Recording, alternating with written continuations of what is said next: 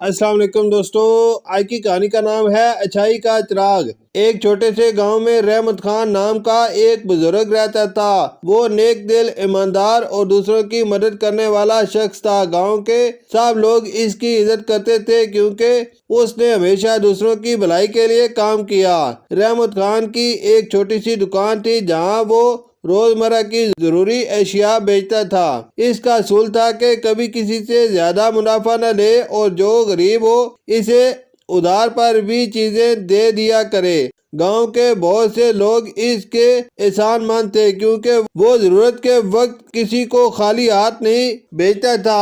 ایک دن گاؤں میں ایک اجنبی آیا۔ وہ پوشیدہ کپڑوں میں تھا اور دکھنے میں بہت پریشان حال لگ رہا تھا۔ وہ رحمت خان کی دکان پر آیا اور نہایت عاجزی سے بولا، بابا جی، میں کئی دنوں سے بھوکا ہوں، کیا آپ مجھے کچھ کھانے کو دے سکتے ہیں؟ رحمت خان نے مسکرا کر کہا، بیٹا، بھوکوں کو کھانا کھلانا میرا فرض ہے، آؤ بیٹھو، میں تمہارے لیے کچھ کھانے کا انتظام کرتا ہوں۔ یہ کہہ کر اس نے اپنی دکان سے روٹی اور سالن نکالا اور اجنبی کو کھانے کے لیے دیا۔ اجنبی نے آنکھوں میں آنسو لیے کھانا کھایا اور شکریہ ادا کیا۔ رحمت خان نے نرمی سے پوچھا، بیٹا، تم کہاں سے آئے ہو اور یہاں کیسے پہنچے؟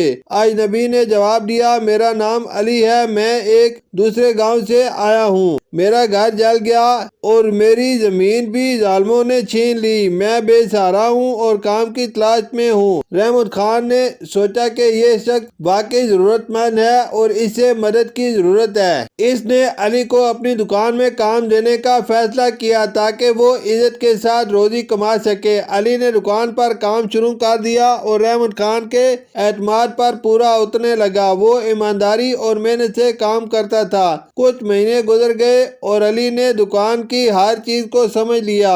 اب رحمت خان اس پر مکمل اعتماد کرنے لگا تھا، لیکن پھر کچھ عجیب ہونے لگا۔ دکان میں پیسے کم ہونے لگے اور کئی چیزیں بغیر حساب کے غائب ہو رہی تھی۔ رحمت خان کو تشویش ہوئی مگر اس نے کسی پر شک نہیں کیا۔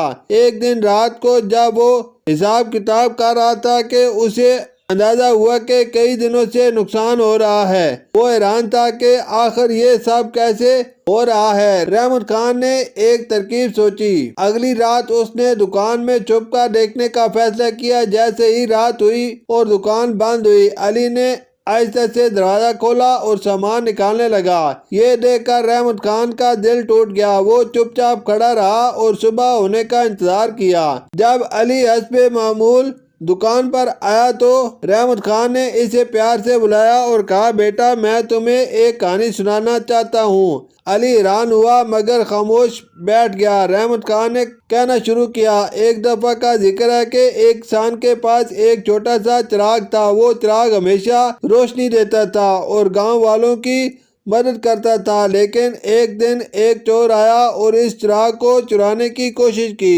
جیسے ہی اس نے چراغ اٹھایا وہ بجھ گیا اور اندھیرا چھا گیا۔ چور حیران ہوا اور سوچا کہ یہ چراغ شاید میرے لیے نہیں ہے، کیونکہ یہ صرف ان کے لیے جلتا ہے جو سچے اور ایماندار ہیں۔ یہ سن کر علی کا چہرہ فاق ہو گیا۔ وہ سمجھ گیا کہ رحمت خان سب کچھ جان چکا ہے۔ بابا جی، میں شرمندہ ہوں، علی نے روتے ہوئے کہا۔ رحمت خان نے نرمی سے جواب دیا، بیٹا، تم نے میری نیکی کا غلط فائدہ اٹھایا مگر میں تمہیں معاف کرتا ہوں۔ اگر تم واقعی بدلنا چاہتے ہو تو میں تمہیں ایک اور موقع دینے کے لیے تیار ہوں۔ یہ سن کر علی کی آنکھوں میں آنسو آ گئے۔ اس نے وعدہ کیا کہ وہ آئندہ کبھی غلطی نہیں کرے گا اور ایمانداری سے کام کرے گا۔ رحمت خان نے اسے گلے لگایا اور کہا، بیٹا، اچھائی کا چراغ وہی لوگ جلا سکتے ہیں جو سچے اور نیک ہوں۔ اب یہ تم پر ہے کہ تم اس چراغ کو بجھنے دو یا ہمیشہ جلائے رکھو۔ علی نے اپنی اصلاح کر لی اور سچائی اور محنت سے کام کرنے لگا۔ کچھ سالوں بعد وہ خود ایک کامیاب دکاندار بن گیا